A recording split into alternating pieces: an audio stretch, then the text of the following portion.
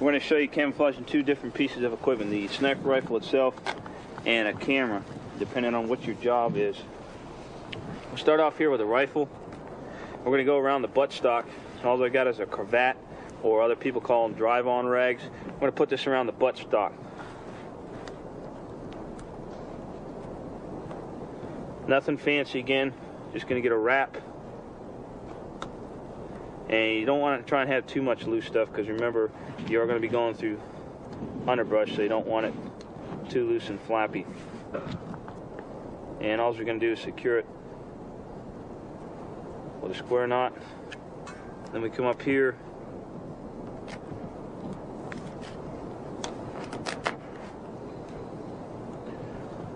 come around. Basically just kind of like you're wrapping an ace bandage around a leg or an ankle, wrist, whatever.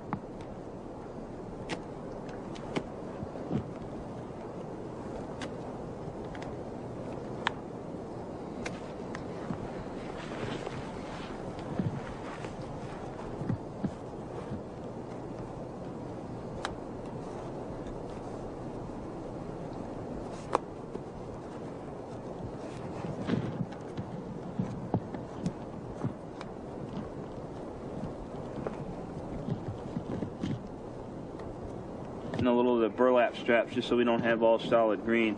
You're just going to attach that on there as well.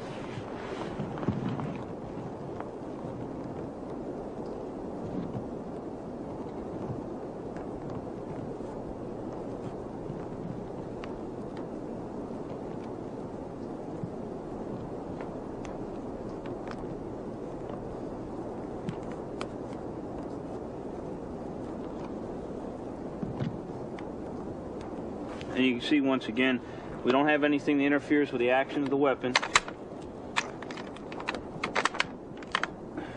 We can still operate our scope, covers fine, front and rear. We've got nothing in front of the barrel, and we can also still operate our bipod as well, okay?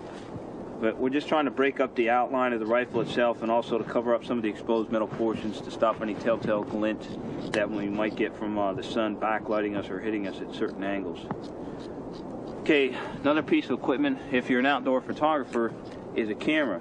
Now, cameras are kind of neat in the fact that they're smaller and not as big as a rifle, so a lot of times you can just stuff them in very similar to a drag bag. You can just take a small laundry bag or even a dyed pillowcase and just drag that along with that. The important thing to remember, though, is if you have a large video unit, you're obviously going to have to use some type of drag bag, because it's just too bulky and awkward and heavy to be trying to drag that just by the sling. But something small like this, we could even take a burlap sack like it has right here, and we could put it right inside of the sack and cover it up like that. Now obviously we'd want to dye this, but if we didn't have access to dye, we could very quickly cut some holes in this.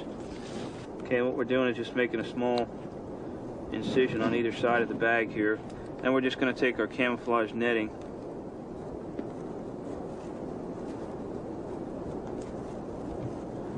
putting that through, and we're just going to twist the fabric up here a little bit so we've got a little easier material to work with. And we're just going to half hitch it or overhand knot the material off. So now you can see we repeat this process almost like we were doing a ghillie suit, but we tie several strips of this along the bag, so as we're moving and dragging it, we don't just have a plain burlap bag, just something to break up the tan or khaki color of this in itself.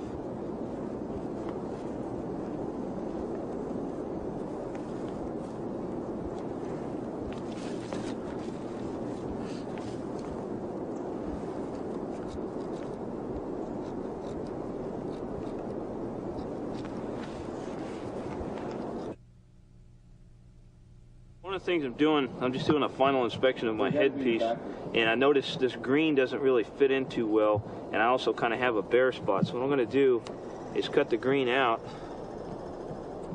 and I've already cut some strips of some different material that I want to add in.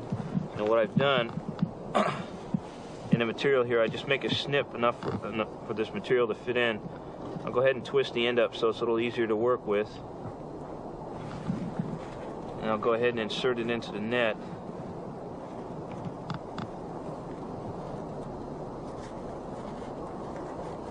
One thing to remember, your camouflage is never really done, and that's why you're always inspecting prior to actually starting your suit to make any additions that you need to make, or like I found colors that really didn't fit in too well with the scheme.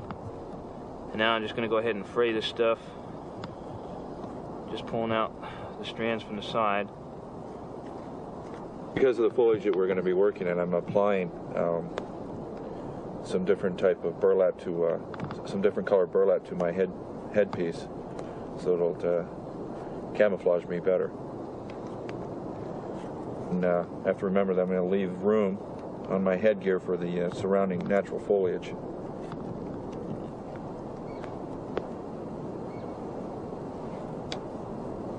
One of the things we're doing, we've just went out to check a little bit how our pattern matched up, and we noticed Ron's pattern was a little bit light. So what we're doing is taking the atomizer or the spritzer bottle, and we've got dye in here, and what we're doing is darkening up his pattern a little bit.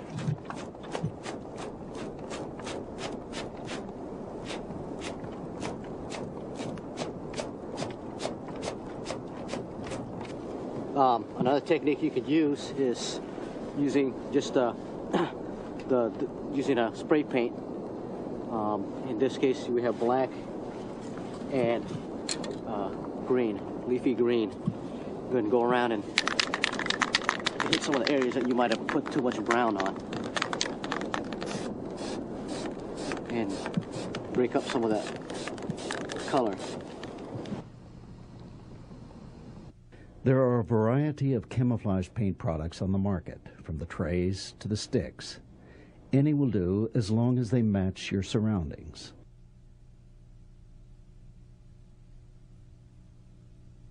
The basic concept of face painting is to cover the prominent features of the face with the dark paint.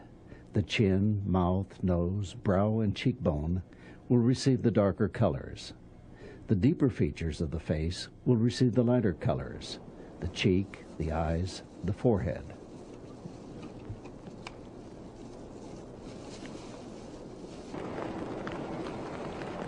And then follow the lines on my neck to break up the pattern on my neck. And then down underneath the chin, my Adam's apple.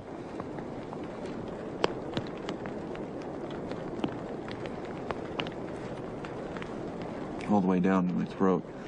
And even though the throat is not a high point on the face, you want to break it up. So what I'm doing is I'm going to do my throat in stripes. This will be a lighter green here. And then once I apply the light green, it's important to blend the colors in.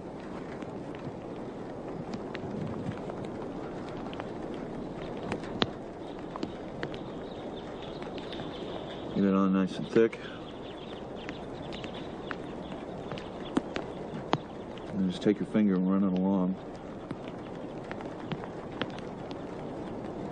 where the colors join to give it that blended look. The thing that you want to do is, when you're camouflaging your face, is not to forget your hands. Okay, as you can see, it just stands right out. What you can do is just go ahead and take your camouflage stick.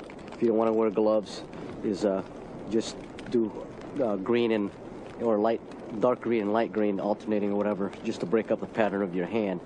The glove is the most preferred technique of using to camouflage your hands. You know, one of the things these gloves that the guy is using is aviator gloves, and you got your regular wool gloves, and you have the black leather gloves, whichever glove you want to use to cover your hands.